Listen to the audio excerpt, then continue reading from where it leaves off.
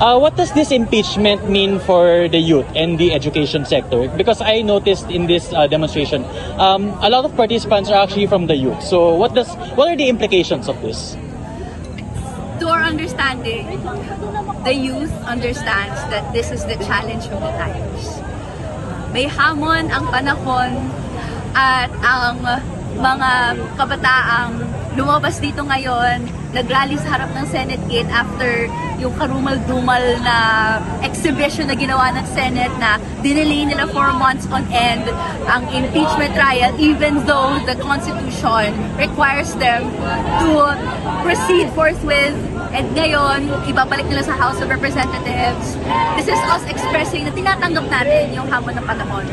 In the 80s, may pinatalsik na diktador dahil milyon-milyong kabataang Pilipino kasama ng iba't ibang sektor ang kumilos na sinusuka na ang diktadurang Marcos. In 2000s, nagkaroon ng EDSA 2. Milyong-milyong kabataan na naman ang lumabas sa mga kalsada dahil hindi natin tinanggap yung show ng Senado na suddenly hindi na nila bubuksan ang ebidensya that would be damning and make this impeachable officer have basis in evidence kung bakit dapat siya i-impeach. The same is happening now.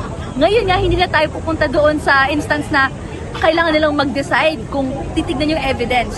They will just not conduct the trial.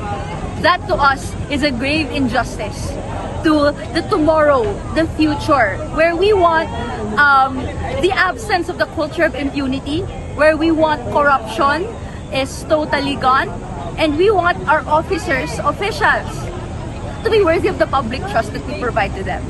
And so we show up so that this culture of impunity is slowly, bit by bit, tinatanggal natin. At ang mamayani ay ang kultura ng hustisya at pananagutan.